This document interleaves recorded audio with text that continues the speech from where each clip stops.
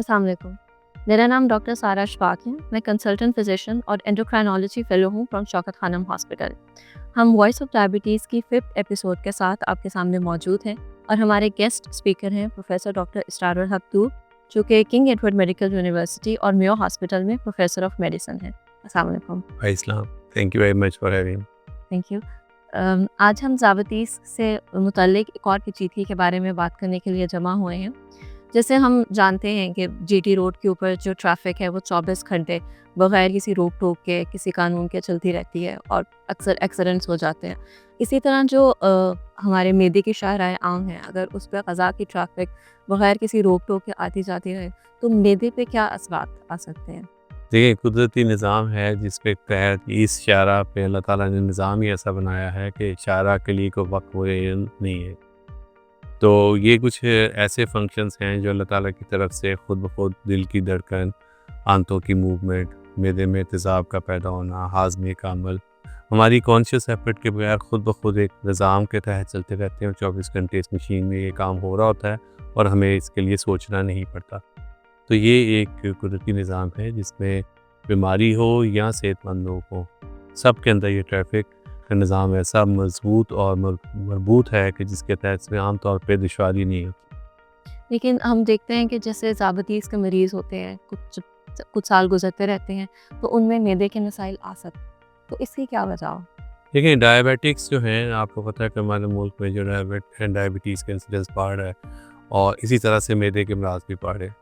दोनों की बढ़ने की जो वजूहात है वो मिलती-जुलती है, जिसमें इनएक्टिव लाइफ़स्टाइल है और हमारे यहाँ रिफ़ाइंड शुगर्स का और कैलोरी रिच फूड का इस्तेमाल बढ़ता हुआ हम देख रहे हैं, जिसके नतीजे में वेस्टर्नाइज़ जिसको हम बीमारियाँ कहा जाता था, वो अब हमारे माशरे में बढ़ती जा रही है। उसमें से एक डायबिटीज़ है और दूसरा मैदे के मसाइल है। डायबिटिक्स को मैदे के मसाइल होने के ज़्यादा चांसेस इसलिए भी होते हैं कि कुछ तो बीमारी से रिलेटेड मैदा मुतासिर होता है, क्योंकि सर से पाँव तक डायबिटीज़ मुतासिर करती है जिस्म को, और कुछ ऐसी दवाइयाँ हम डायबिटीज़ को कंट्रोल करने में इस्तेमाल कर रहे होते हैं, उसको ठीक करने के लिए, ब्लड शुगर को नॉर्मल करने के लिए, जिसको इस्तेमाल करने से जिनके साइड इफ़ेक्ट्स ऐसे हैं जो मैदे को और आंतों को और हाज़मे को डिस्टर्ब करते हैं। तो डायबिटिक्स का जो निज़ाम है वो 2 तरह से मुतासिर होते हैं, एक डिज़ीज़ से और दूसरा उसकी दवाइयों से। तो जब ये मुतासर होता है, तो मरीज़ किन-किन अलामात के सामने साथ आते हैं हमारे? देखिए, डायबिटिक्स आमतौर पे टाइप 2 डायबिटीज़ जिसको हम आमतौर पे बड़ों की डायबिटीज़ कहते हैं, उसमें आमतौर पे वज़न बढ़ा होता है मरीज़ का। और जब वज़न बढ़ता है तो पेट पे, जिस्म पे चर्बी भी आई होती है और आंतों में भी चर्बी आती है, जिगर पे भी चर्बी आती है। तो ये वो मसाइल है जिससे हाज़मा लामहला मुतासिर हो रहा होता है। तो उसमें सबसे अहम, सबसे ज़रूरी चीज़ तो ये है कि बाज़ औक़ात आंतें तेज़ हरकत करती हैं, बाज़ औक़ात आंतें स्लो हरकत करती हैं, पेट का फारा हो जाता है, मैदे में तेज़ाबियत के मसाइल बन जाते हैं, बाज़ सूरतों में कब्ज़ और बाज़ सूरतों में डायरिया। तो ये तो डायबिटीज़ रिलेटेड मसाइल हो गई जो डिज़ीज़ इफ़ेक्ट कर रही है इन अज़ा को। फिर उसके बाद कुछ ऐसी उर्फ़िया में दवाइयाँ हैं जो हम मेटफॉर्मिन है या आजकल जो वीकली इंजेक्शंस हैं, वो मैदे को बुरी तरह से मुतासिर करने की सलाहियत रखते हैं। ज़्यादातर लोग उसके इस्तेमाल के बाद जो थोड़ी बहुत उनका बैलेंस चल रहा होता है डायबिटीज़ का के बगैर, दवाइयों के बगैर मैदे का, और उसको उन्होंने सीख लिया होता है ओवर द ईयर्स कैसे मैनेज करने होंगे रेमेडीज़ के साथ। वो जब दवाइयों के इस्तेमाल का स्ट्रेस आता है तो फिर अनमास्क होके वो साइड इफ़ेक्ट्स जो हैं वो नुमायाँ हो के उन लोगों में आने शुरू हो जाते हैं। इसके अलावा अभी देखिए, जिस तरह किसी बंदे को अगर डायबिटीज़ है या ब्लड प्रेशर है तो उसको नज़ला भी हो सकता है, उसको खुदा न खास्ता अपेंडिक्स की तकलीफ़ भी हो सकती है, उसको गंदा पानी पीने से गैस्ट्रो भी हो सकता है, उसको खुदा न खास्ता कंटेमिनेटेड फूड लेने से हैज़ा या आसान ज़बान में कॉलरा या हेपेटाइटिस ए और ई भी हो सकता है। इसी तरह सारे डायबिटिक्स जो हैं, अगर वो फूड हाइजीन बेसिक्स जो हैं उस पे अमल दरामद नहीं करेंगे तो उस बीमारी से उसका ताल्लुक़ नहीं होगा। वो सारी बीमारियाँ इनको भी हो सकती हैं। गंदा पानी, गंदी ग़िज़ा से रिलेटेड जो बीमारियाँ हैं, या किसी को पित्ते की शिकायत है, सूजन हो गई है, पित्ते में पत्थर बन गया है जिसको गॉलस्टोन्स कहते हैं, ये सारी चीज़ें डायबिटिक्स को भी हो सकती हैं, इसी तरह जिस तरह आम बंदे को, लेकिन उसमें इंसिडेंस आम तौर पे डायबिटीज़ होने के बाद इन चीज़ों का भी बढ़ जाता है। और जैसा आपने ज़िक्र किया कि जब ये मैदे के मसाइल होते हैं तो लोग जो हैं बहुत से टोटके या रेमेडीज़ भी इस्तेमाल करते हैं। तो ये जो टोटके इस्तेमाल करते हैं ये फ़ायदेमंद होते हैं या कुछ ऐसे भी हैं जिनसे नुकसान हो सकता है? घरेलू टोटके जी अगर इस्तेमाल करके ओवर द ईयर्स लोगों को फ़ायदा हो रहा होता है और वो को बहुत हार्मफुल ना हो तो उसको हम बहुत ज़्यादा डिस्करेज नहीं करते। जिस तरह बाज़ लोगों का ख़्याल होता है कि उन्हें पुदीने का पानी पीने से या पुदीने अदरक की चाय पीने से उनके हाज़मे में कुछ बेहतरी आती है, तो उसमें कोई अर्ज़ नहीं है, उसका कोई हार्मफुल इफ़ेक्ट नहीं है।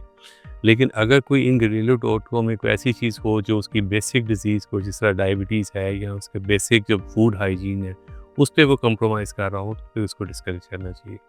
इसमें बाज़ लोगों का ये ख़्याल है कि खाना खाने के बाद दूध पीने से इस तरह की तेज़ाबियत कम हो जाती है या जलन कम हो जाती है। ये इस तरह की चीज़ें हैं जिसमें बाज़ औक़ात बाज़ फर्म बिलीव्स उनके चलते आ रहे होते हैं फैमिलीज़ में, जिसको हम बहुत ज़्यादा डिस्करेज इसलिए नहीं करते कि उससे उनके साथ लंबी एक बहस शुरू हो जाती है और उन बिलीव्स को चेंज करना बाज़ सूरतों में, बाज़ फैमिलीज़ में वो एक देखियत से रखते हैं और इसलिए उस पे बहस करने की ज़रूरत है, अनलेस कि वो बहुत हार्मफुल प्रैक्टिसेज़ हो।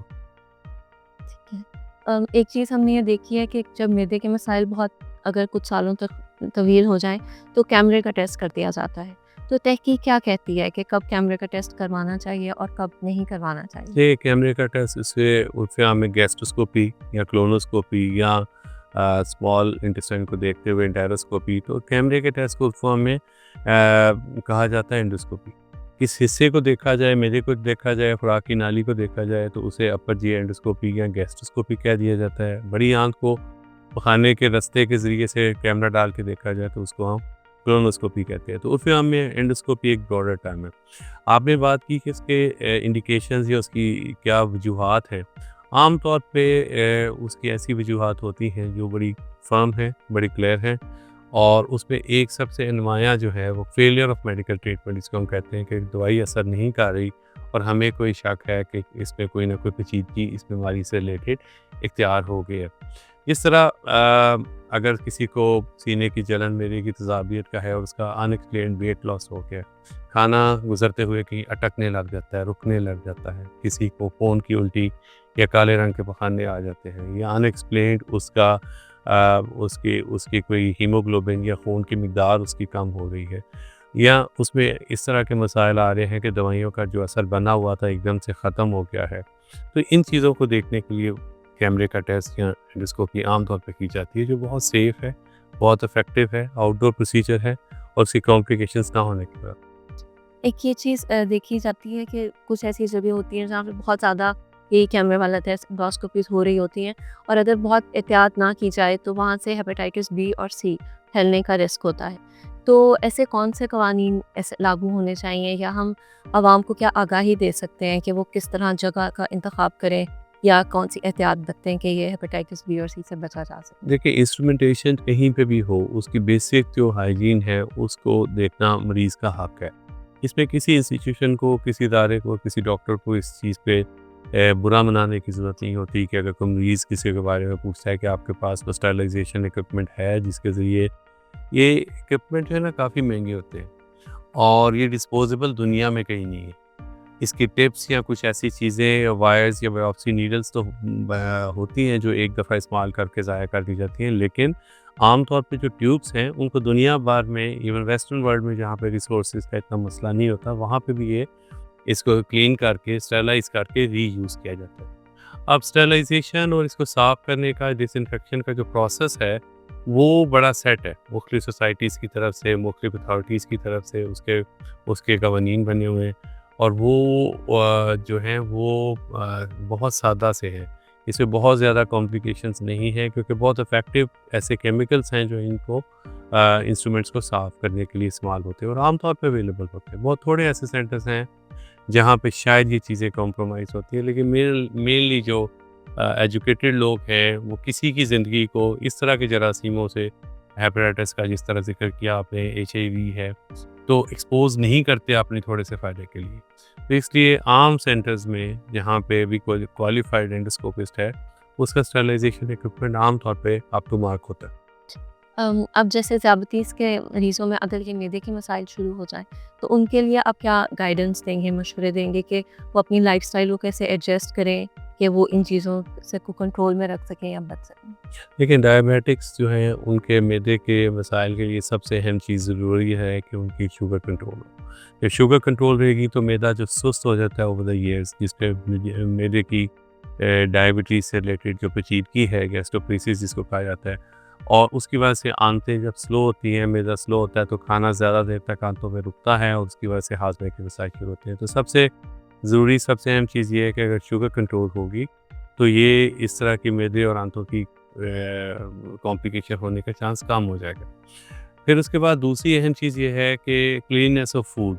आम बंदा जो खाना खा रहा है उस पे हर बंदे को दिल से ये पूछना चाहिए खाने से पहले कि आया ये खाना साफ़ है कि नहीं है, और अगर उसका दिल मुतमईन हो तो उसको ज़रूर खा लेना चाहिए। तो साफ़ खाना, साफ़ पानी हर एक के लिए ज़रूरी है। डायबिटिक्स के लिए एक्स्ट्रा इसलिए ज़रूरी है कि उनके क़ुव्वत मुदाफ़त निस्बतन कॉम्प्रोमाइज़ होती है, तो इसलिए उनके लिए भी ज़रूरी है। तीसरी अहम चीज़ ये है कि स्मॉल फ्रीक्वेंट मील, एक वक्त पे बहुत पेट भर के ना खाएं, क्योंकि पेट का पारा और खाना गले की तरफ आने का रुझान आमतौर पे डायबिटिक्स का वज़न भी ज़्यादा होता है तो उससे बढ़ जाता है। तो इसलिए खाना खाते फ़ौरन लेटे नहीं, झुके नहीं, नमाज़ खाली पेट, तकिए वाली साइड थोड़ी सी ऊँची रखें, और कोशिश करें कि अगर कोई मेडिसिन ले रहे हैं तो उसको अगर आप बिला ज़रूरत तब्दील ना करें खुद से।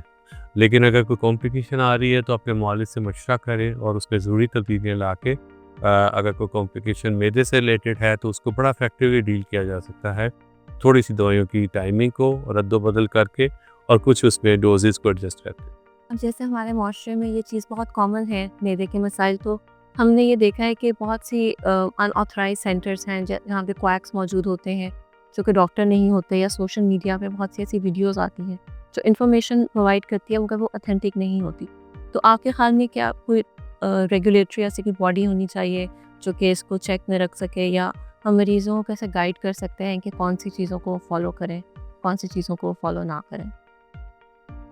सोशल मीडिया जी टू एज वेपन है, जहाँ बहुत सारी मुफीद मालूमात उससे डिसेमिनेट हो रही होती है, और बहुत सारी अच्छी मालूमात बाज़ औक़ात हेल्थ सेंटर्स में या डॉक्टर्स के टाइम की कमी की वजह से वो नहीं बेसिक चीज़ें पूछ पा रहे होते, उसकी मालूमात को डिसेमिनेट करने का, फैलाने का बहुत अच्छा ज़रिया है, इसमें कोई शक नहीं है। लेकिन वही बात है कि अगर वही मालूमात पूरे साइंटिफिक हक़ाइक़ के ख़िलाफ़ हो या थोड़ी उससे मुताबिकत ना रखती हो तो वो ख़तरनाक भी हो जाती है। तो आपकी बात बिल्कुल बजाय है कि बाज़ औक़ात कैमरे के सामने बैठ के कुछ लोग ऐसी मज़हक़ाहेज़ बातें कर रहे होते हैं जो उससे डिज़ीज़ से या उससे रिलेटेड, डायबिटीज़ से रिलेटेड, मैदे से रिलेटेड, जिनका आपस में कोई ताल्लुक़ नहीं होता। तो अथॉरिटीज़ इसको कैसे चेक करें, कैसे रेगुलेट करें, क्योंकि ये एक ऐसा ओपन फोरम होता है जिसमें जिसके पास भी टेलीफोन है, मोबाइल, स्मार्टफोन है, वो अपने फ़ोन के सामने बैठ के जो कुछ भी कह सकता है। तो लेकिन ज़ाहिर है कि पब्लिक के लिए ये मैसेज है कि कोई भी ऑथेंटिक मालूमात के लिए ऑथेंटिक सेंटर पे जो हर कोई इस तरह का सेटअप हो, पब्लिक अवेयरनेस का, जिस तरह हॉस्पिटल्स की अपनी एक साइट होती है जिसके ऊपर उनके एक्सपर्ट्स जो हैं बैठ के बात कर रहे होते हैं, या गवर्नमेंट की तरफ से कोई रेगुलेटरी बॉडी है जैसा हेल्थ डिपार्टमेंट है, उसके कोदारान बात कर रहे होते हैं, तो उस पर ज़्यादा तवज्जो करें, बजाय इसके कि सोशल मीडिया इन्फ्लुएंसर या शायद डॉक्टर भी ना हो, वो बैठ के किसी बहुत ही साइंटिफिक और बहुत ही बारीक मौजू पे बात कर रहा हो। ठीक है, आपकी शिरकत का बहुत शुक्रिया, बहुत मुफीद और अहम बातें आपने बताई। तो आज की हमारी पॉडकास्ट का हम इख्तिताम करते हैं। Till next time.